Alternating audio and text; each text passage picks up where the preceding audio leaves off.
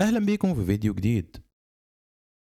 النهارده جاي اوريك الوحش الجديد اللي هيخلي فيديوهات الاي اي شكلها حقيقي لاول مره. احنا كلنا زهقنا من الفيديوهات اللي فيها الوشوش بتسيح والحركه فيها مش انسيابيه خالص. بس موديل سيد دانس 2 اللي نزل على المنصه بتاعت النهارده جاي يقفل اللعبه دي تماما. بص معايا كده على الجوده بتاعت الفيديوهات اللي انت بتشوفها. احنا بنتكلم في جودة 4K وتفاصيل سينمائية مرعبة بضغطة زرار. كل المشاهد اللي انت بتشوفها دلوقتي كلها مصنوعة من نفس المنصة. وكمان في الفيديو ده هقولك ازاي تحول اي فيديو عندك لانمي او كرتون، او كمان تشيل شخصية من الفيديو او تضيف اي حاجة جوه الفيديو. المنصة دي كنز حرفيا، هتلاقي فيها كل حاجة محتاجها وأقوى موديلات الذكاء الاصطناعي.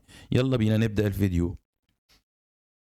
المنصة اللي بتكلم عليها النهاردة يا شباب اسمها توب ميديا اي اي. النهاردة جايين نجرب موضوع الفيديو سي دانس 2، الموديل اللي لسه متضاف جديد هناك.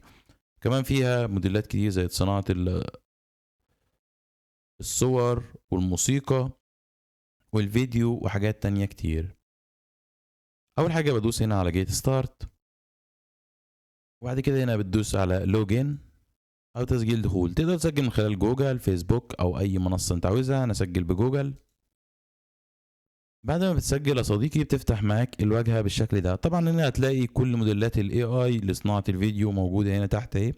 عندك كلينك، وعندك صوره 2، وعندك فيديو 3. عندك موديلات كتيره جدا. اول حاجه ادوس على تكست تو فيديو، تقدر تحول النص الفيديو او الصوره الفيديو او الفيديو الفيديو. هتلاقي حاجات كتيره، كل ده هنتكلم عليه في الفيديو. هنا اول حاجه بتختار الموديل. هنا هتلاقي بقى الموديلات زي ما قلت لك، شايف ان في موديلات كتيره جدا، منها الفيو جوجل فيو 3.1، سيدانس 2، عندك كلينك، عندك رانواي، عندك توب ميديا برو برضه بينتج فيديوهات جميله جدا، وكمان الكريدت بتاعه قليل، ما بيستهلكش كريدت كتير. هنا سيدانس بينتج لك فيديوهات طولها من 4 ثواني ل 15 ثانية. هدوس على اسم الموديل كده. المطلوب مني احط برومت. ازاي اكتب برومت احترافي؟ هدخل على شات جي بي تي، قلت له اديني برومت قوي كأنه مشهد سينمائي واكشن وواقعي لصنع فيديو بموديل سي دانس 2. هبدأ ادوس ارسال بالشكل ده.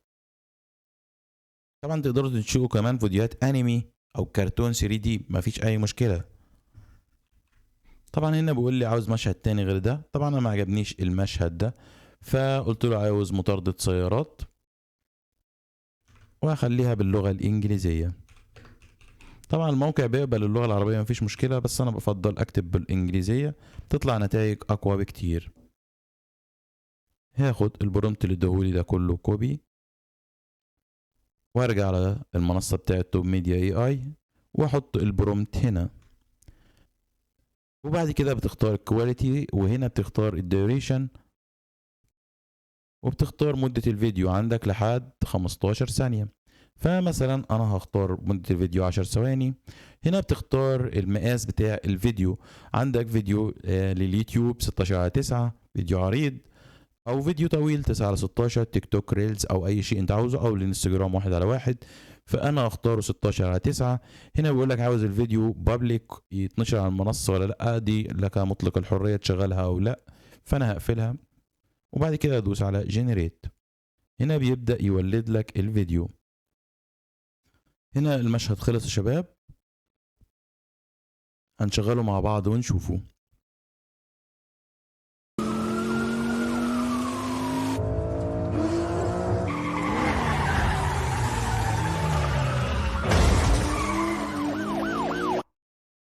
زي ما انتم شايفين المشهد جميل جدا، تحس انه مشهد متصور من فيلم سينمائي.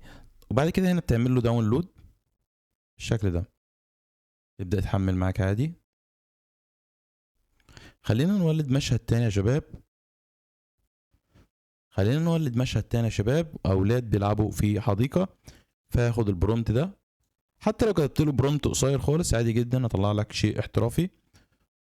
بعد كده بتختار مدة الفيديو، بتختار الطول، تختار كل حاجة. بعد كده بتدوس على كلمة كرييت. دلوقتي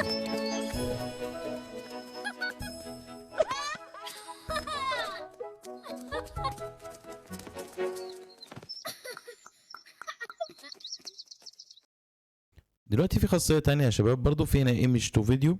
لو هنا برضو تقدر تختار الموديل اللي انت عاوزه، مثلا سيدانس 2، وهنا بتحمل الفيرست فريم للصورة الأولانية واللاست فريم الصورة الأخيرة للمشهد، تكتب له الوصف اللي انت عاوز تعمله. برضو بتختار مقاس الفيديو وبتبدأ تعمل المشهدين متصلين ببعض.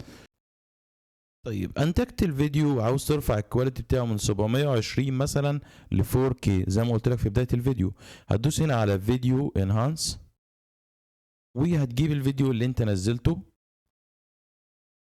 وليكن الفيديو ده.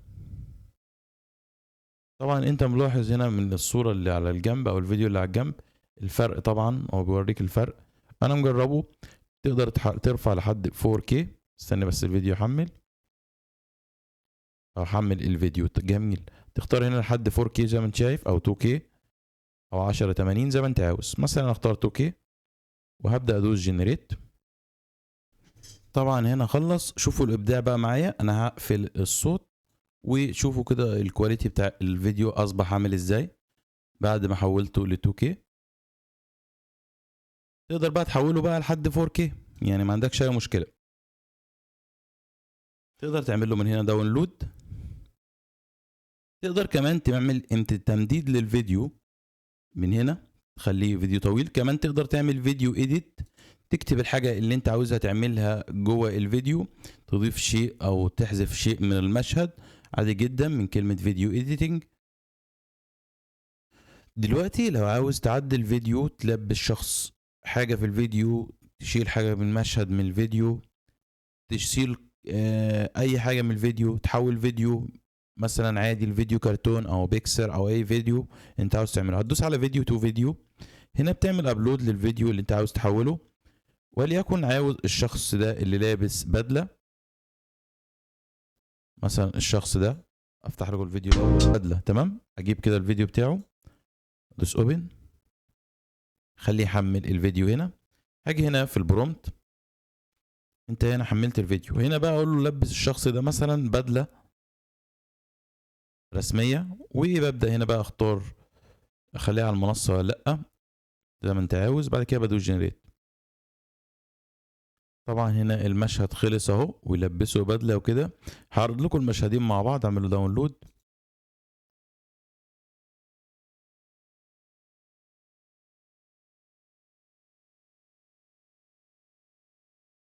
دلوقتي مثلا عندي فيديو عاوز احوله لكرتون، ادوس هنا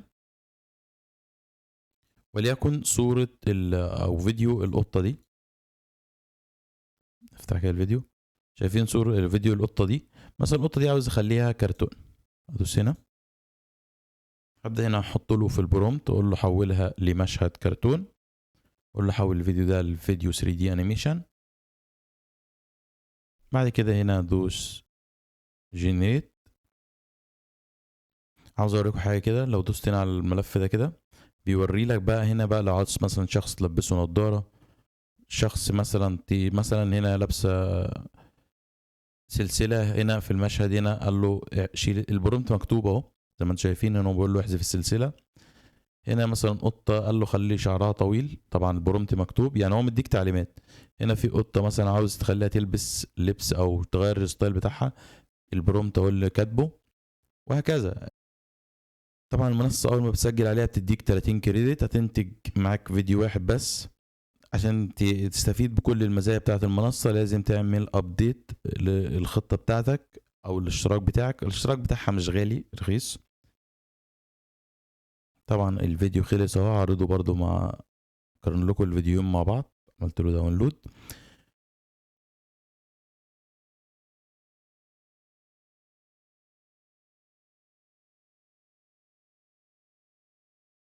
وهسيب لكم كل الروابط في الوصف وفي أول تعليق مثبت. أتمنى تكون الفيديو عجبكم، وإلى اللقاء في فيديو جديد.